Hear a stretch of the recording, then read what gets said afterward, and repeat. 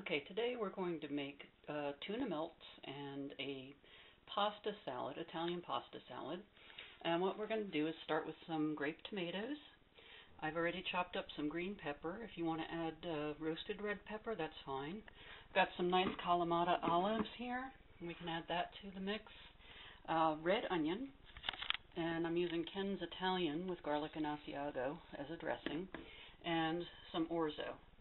What you're going to do is cut the grape tomatoes in half or in quarters. It depends on how small you want them.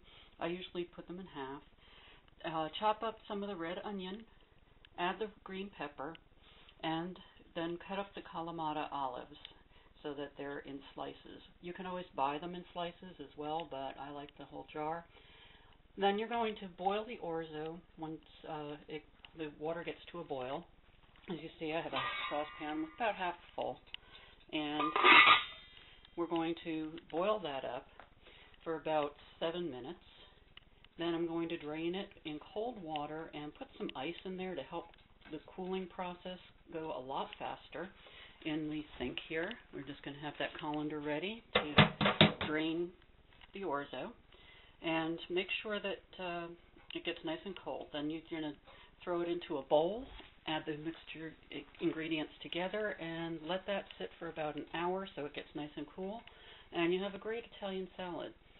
And then after that, what we're going to do is make some tuna fish, tuna salad. We're going to take tuna, drain the can. I always give that juice to my cat Charlie because he loves tuna juice. We're going to add some chopped celery, some more of the chopped red onion, and a little bit of garlic powder. And we're also going to add garlic powder to the salad. I forgot to say that. And then we're going to spread the tuna onto some whole grain ciabatta bread, and I'll show you how we're going to do that in a little bit. Okay, we're back. As you can see from my colander, I did not use all the orzo. It wasn't necessary to do, I guess maybe half to two-thirds of it. And here it is with the vegetables all spread out. I use my fingers because I like to play with my food. I'm a little kid at heart, and it's a good way to mix it all up. If you don't wash your hands, please don't play in your food. You need to have clean hands if you're going to play with food. If you don't have clean hands and you still want to play with food, keep some of these nice vinyl gloves from the drugstore nearby. I use those to handle meat. It's a great idea to keep your hands clean. And also, in the wintertime, how many times a day do you want to wash your hands? I certainly don't want to wash mine all day. So what I'm going to do is keep those gloves on, and I'm going to keep my hands from getting dirty so I don't have to keep washing them 100 times a day. I start feeling like a monk or something. Okay, I've got my Ken's Italian with garlic and Asiago opened up. Okay, now watch. I don't measure things, I just pour, and when it looks great, that's what I'm going to do. And I think it might take almost the whole bottle, but not quite. Maybe half. Let's see. I've used about a little more than half. I'm going to give it a stir. And this is enough salad for several people for days. So let's see how it comes out. You don't want to saturate it because the orzo will absorb. The orzo is just like any other pasta. It's going to absorb any liquid in there. So you don't want it overdone. And I also threw a tiny bit of sea salt in here just for flavor. You know, without a little bit of salt, everything tastes kind of bland. If you can't have salt, then a salt substitute is fine, or just leave it alone. Don't do anything. Okay. Now here's the big test. Get to taste it and find out. I think if we let this sit for an hour in the fridge, it'll be just right. But what I'm going to do is throw in a little bit more because it needs a little bit more of that dressing for the garlicky and vinegar flavor. If you tend to like a little bit more vinegar, you might want to throw in some red wine vinegar, just a little bit, for a little bit of an extra bite. Let's see if that did it. If it didn't, then I will throw in some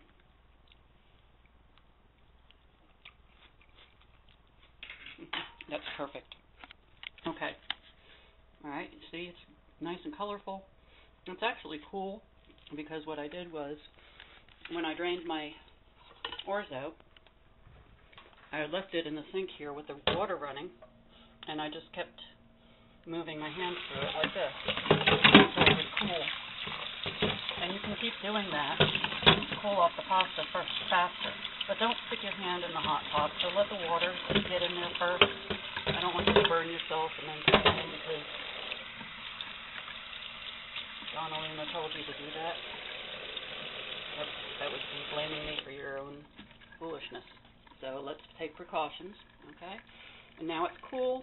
You can store that away for a soup or some more salad at another time. This can be frozen. It's a pasta. It's fully cooked. But I do warn you, if you do put it into a soup, make sure you put it in at the very end because what happens is it turns to mush, just like any pasta that gets too wet. You don't want to do that, okay? And it'll ruin your soup. So bon appetit on that. Let me just wrap this and we'll be right back to do the tuna melt. Okay. We're back. As you see, I've put on my gloves because I'm going to be playing with my food. So we're going to take the tuna. It's all drained, and Charlie has his little Charlie tuna juice, which we always do. All right, I'm breaking it up so it's nice and smooth when I add the rest of the ingredients. Okay, I'm going to make sure I get all of it out of the can. Okay. All right. I washed my counter with Clorox wipes before I started cleaning, so yes, I know that fell, but I cleaned before. All right, now I'm going to take that celery and the onions that I cut up before. I'll throw those in. More celery than onions because we really don't need a lot of onion. If you don't like onion in your tuna, then don't do this. I didn't acquire a taste for it until I was in my 40s, I believe. And some people just don't like that, so we're just going to leave that out. I'm using Hellman's Light because that's my kind of mayonnaise. No, I'm not a Miracle Whip person. I never will be. Okay, put a little bit of that in there. We're going to mix that up real nice with a tablespoon or a soup spoon. Okay. We want it to be smooth consistency. And we want to work that mayonnaise right through there so it's all worked in and we don't have clumps.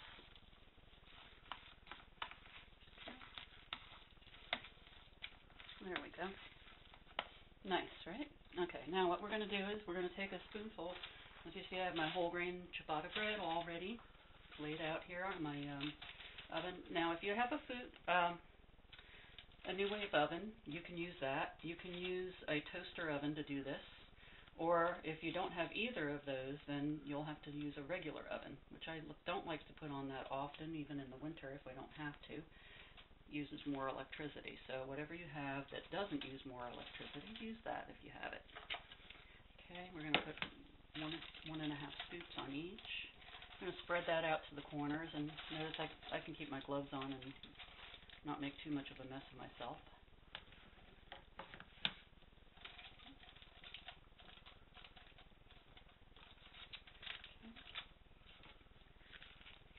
Other two made. Now, like I said earlier, this can be for 2 or 4 people, or even 3. If you can eat a full sandwich, that's all this is a full sandwich, but you have twice as much tuna in there as you would on a regular tuna sandwich.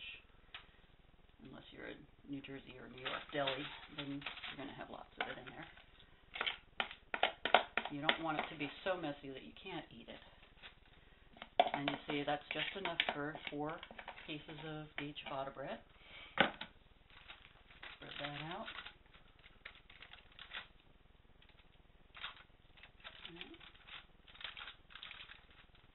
Now, you can use American cheese, Swiss cheese, any hard cheese. I prefer to use either Swiss or provolone. I've got Swiss in my refrigerator, so that's what I'm going to go get. And we're going to top that with Swiss cheese.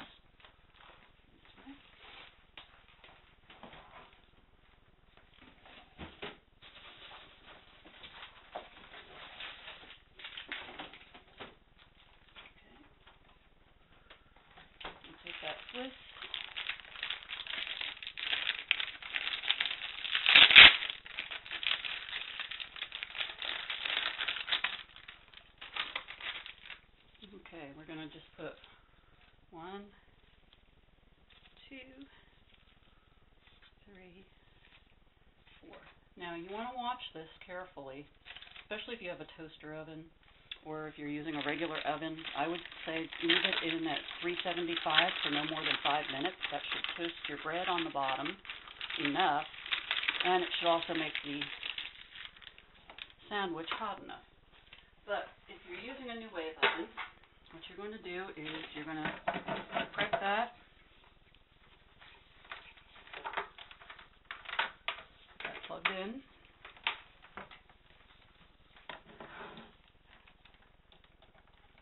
Okay.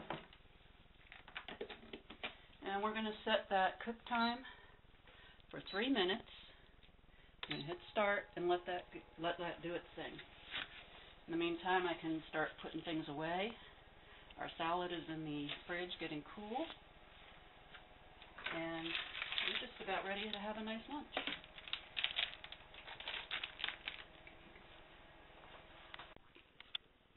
Okay, as you can see from the new wave oven, we've got 3 minutes worth here. And you'll notice that, yes, the cheese bubbles towards the center more, so you're going to turn those around. We are going to cook them a little bit longer. And the same goes for your oven. If you don't have a nice browned top to it, then just wait.